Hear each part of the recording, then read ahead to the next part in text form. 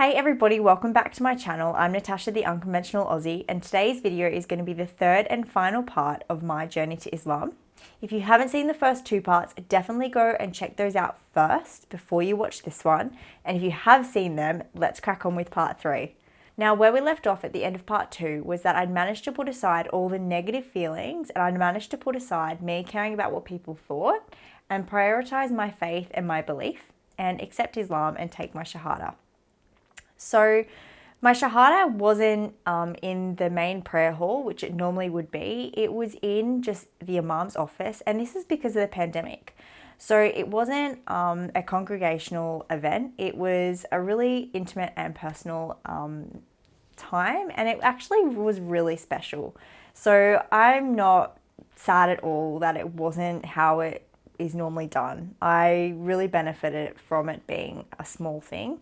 And it enabled me to really appreciate the time and appreciate that moment, and made me really reflect and realize that I'd just been on such a massive journey in such a short space of time of me coming from somewhere that I had such negative outlooks towards Islam. And now I'm sitting in a mosque in front of the Imam, ready to take my Shahada. So I was really able to soak that all in, and it was really overwhelming, but in a good way. I was so happy. I was so excited.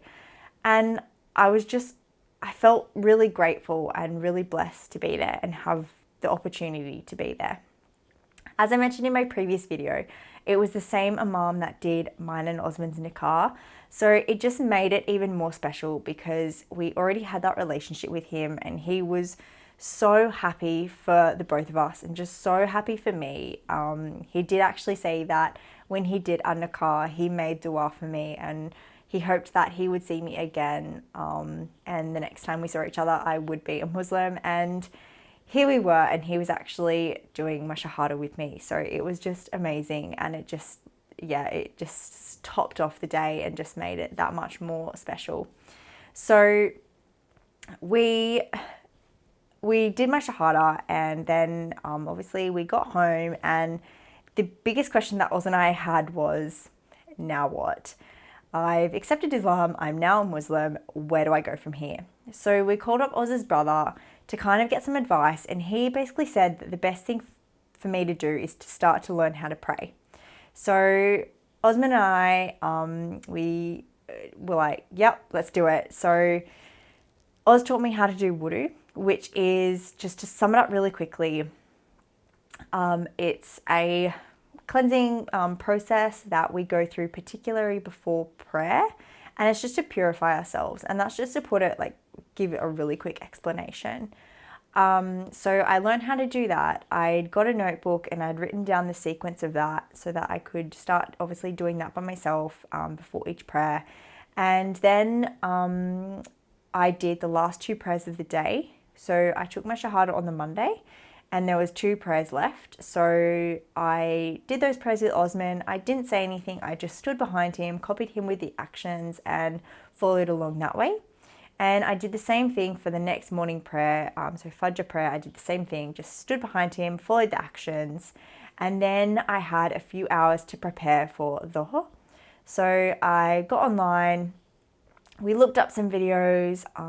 Again, I wrote down in my notebook the actions and the things to say paired up with those actions, so that by the time the next prayer came around, I could join in not only just with the actions, but also trying to say and give it a go on saying the first surah of the Quran. So obviously it's in Arabic, so my pronunciation definitely needed some work, but I tried my best and I managed to get through that prayer with Osman. And then he had to go to work, so I was left to fend for myself for the remaining 3 prayers of the day, which I was really anxious about and I was really overwhelmed about.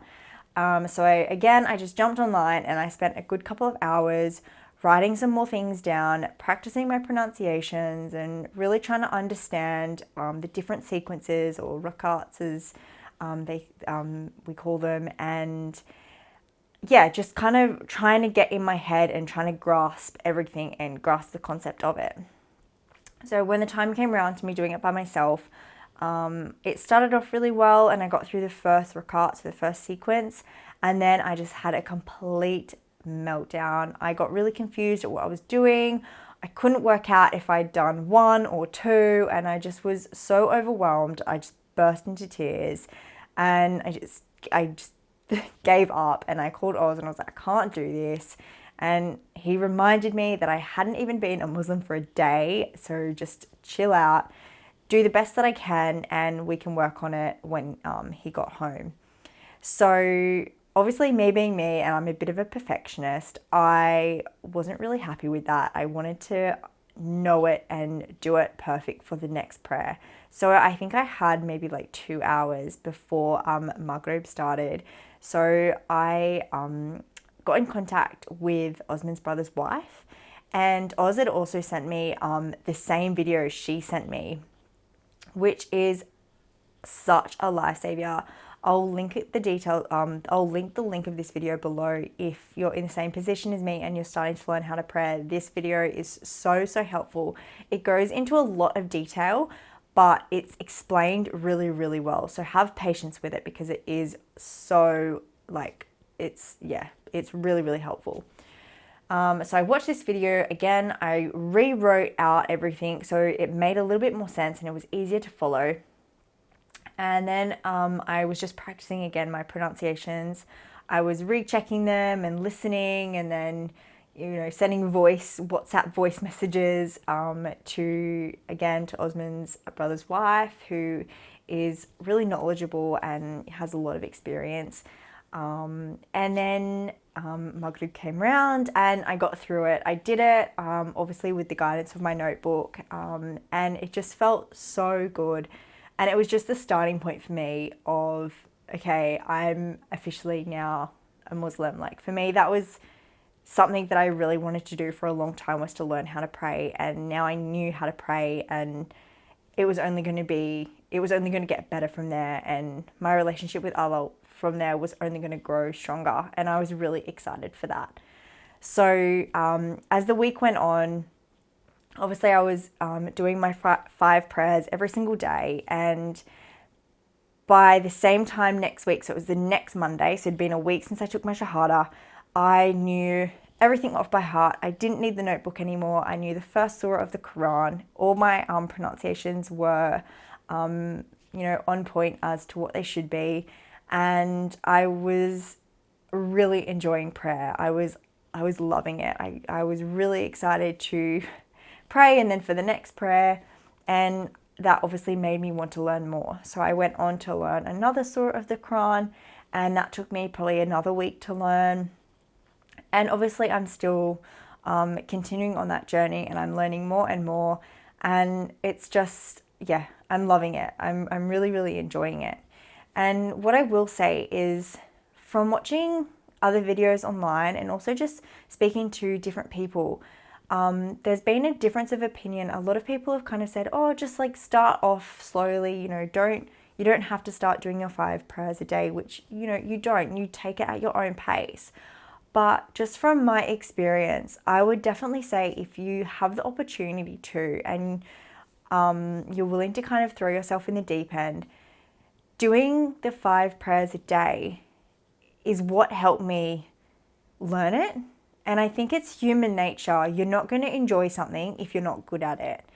And if you're not practicing it and practicing it and practicing it, you're not going to get good at it as quickly.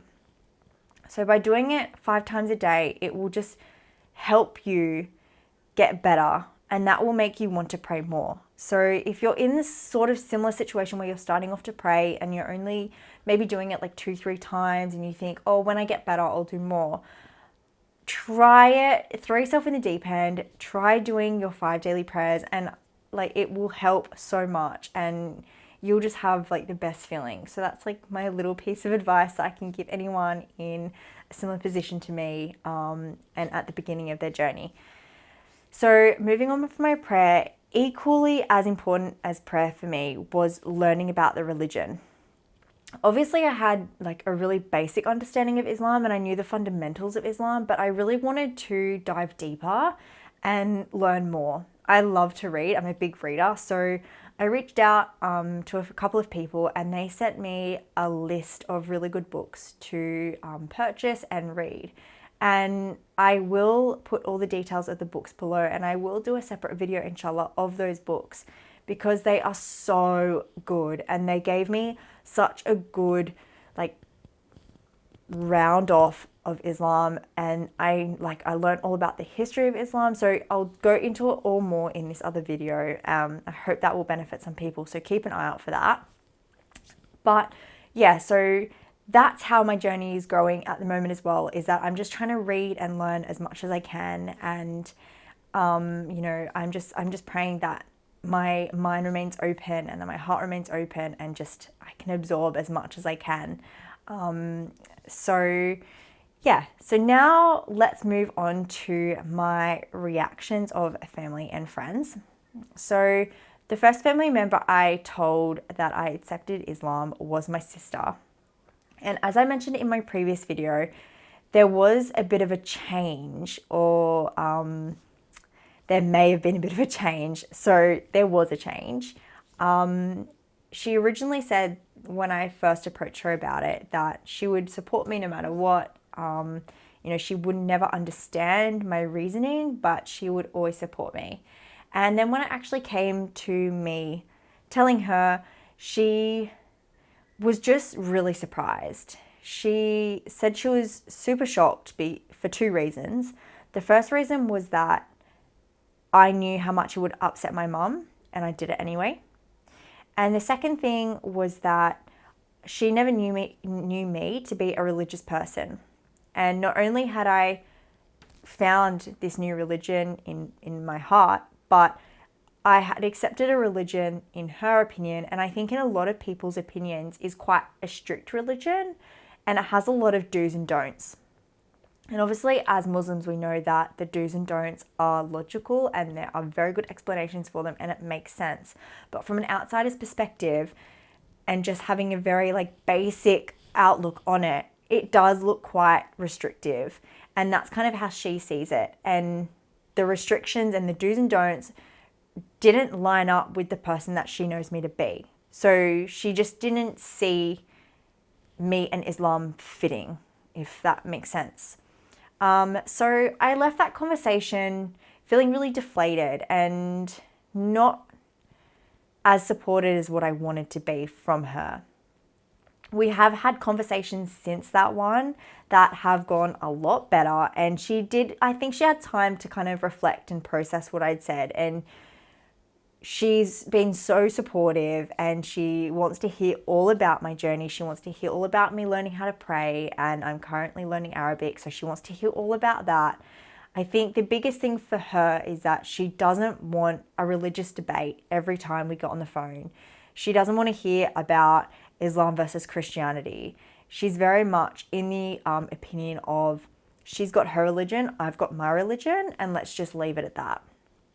So that's kind of where we stand at the moment. She's super supportive, and we can talk about it, and it's not uncomfortable, it's not awkward, it's normalized for her, which is really cool.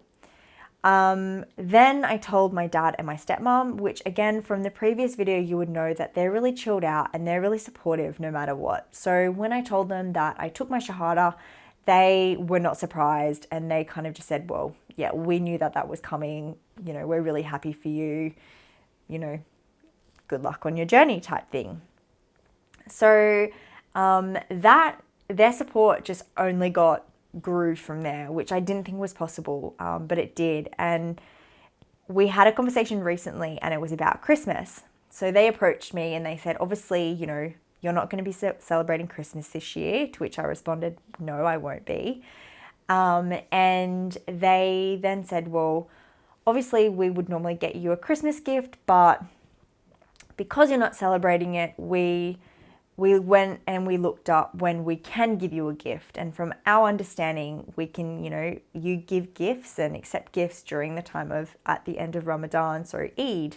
So, we'd like to give you your gift for Eid now, because we really want to give it to you now, but Eid's too far away. So That was really, really warming. And I get emotional thinking about it now because I just left that phone call just feeling so loved and so supported. And I just knew that they knew that it didn't matter what religion I followed or what I believed in.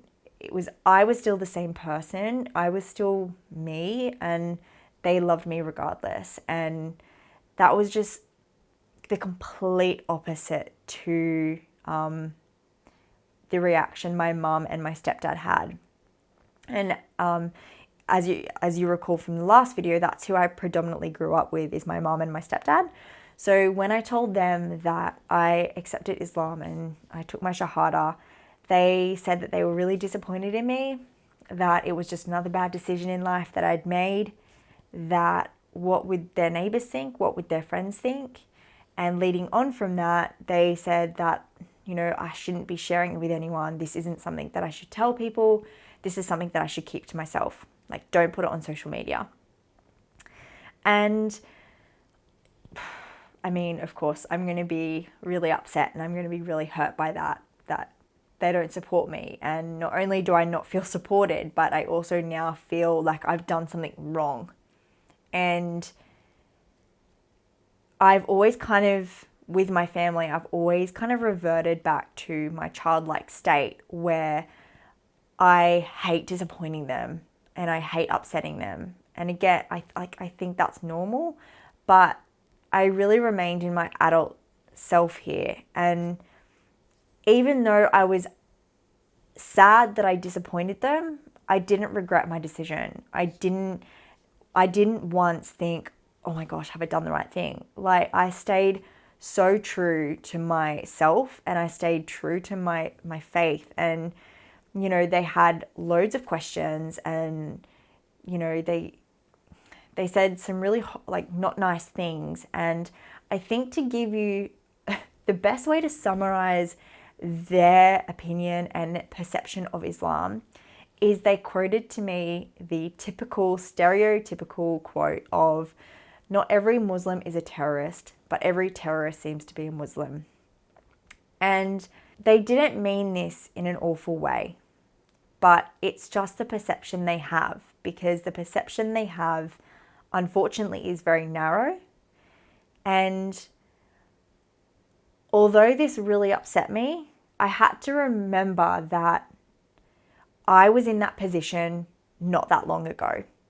So I was able to understand, and I was able to appreciate where they were coming from and not get angry with them. And I knew that I had to have patience with them. So, this is going to be a continuous battle. This isn't going to be like an overnight fix. And we've had conversations since then. We talk pretty much every single day, if not every second day. And it is still such an elephant in the room. We don't talk about it. And if it is brought up, it makes them feel so uncomfortable. Anything that is brought up around Islam or my reversion or anything to do with Islam, you can see it on their faces and you can see it in their body language. They just immediately just get so uncomfortable and they just don't want to talk about it. And, I can give you an example of, as I mentioned earlier, I started learning Arabic. And of course, I want to share that with them. That's a really exciting thing for me. And when I told them that I was learning it, they rolled their eyes and quickly changed the subject. So again, it's really awful when they're me as their daughter, I feel like not only am I not supported, but they no longer appreciate me and, accept me, I suppose is the best way to put that. So yeah, it is really challenging. It's not easy. And if anyone is in that same position, we know from an Islamic perspective, we have to really respect our parents and especially our mums and show them such patience and love them, no matter what. And even if I wasn't expected to do that from an Islamic perspective, I still would, because, excuse me, because as I mentioned before, I was in that place not that long ago. So I can sort of understand where they're coming from, and I can understand why they feel that way. But the biggest difference between them and me was that I wasn't so stubborn. I wasn't so set in my ways. I was willing to learn, and I was willing to open my mind. And then I'm so blessed that Allah opened my heart as well. But yeah, inshallah, you know, there will be opportunities where their hearts and minds will be opened. And I think the best approach for me towards them is just actions speak louder than words. All I can do is just continue to be me, continue to be, respectful, and they'll see how happy I am and how much more at peace I am, and my values. And, you know, I hope that I can represent Islam truthfully and represent Islam the best that I can through my actions and how I treat people and how I treat them. So yeah, I just have to be patient, and it isn't going to be an overnight fix. It's not going to be one night they're going to wake up and instantly feel better about it. Like, no, this is going to be a marathon, not a sprint. So yeah, there's definitely been and there will continue to be challenges, but you know, I have complete faith, and I pray that you know, they will be guided as I was. So now that I've spoken about my family side of things, I just want to quickly talk about my friends. And this is really simple and really quick to talk about, because you can choose your friends, you can't choose your family.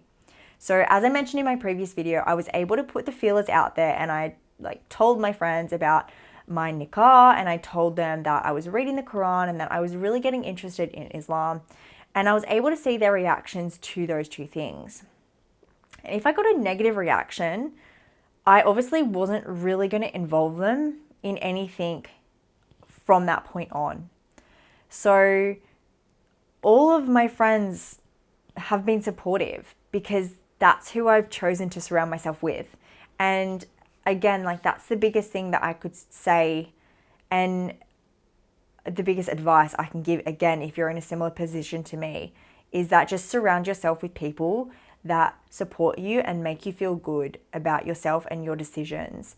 And so many people have been saying, on my comments, you know, surround yourself with like-minded people, surround yourself with other Muslims. And that makes sense, because coming from we'll use the term Western side of life and culture, to then coming to an Islamic side of life and culture, it is vastly different. And if you're familiarizing yourself with more Western way of things, I think it would be really easy to slip back into that. So yeah, thank you so much for the suggestions and recommendations of surrounding myself with fellow sisters. That's definitely something that I will work towards, inshallah. So that's pretty much my journey in a nutshell. You know, I could go on and I could talk more and more about this, but I think we'll leave it there. I have so many ideas for future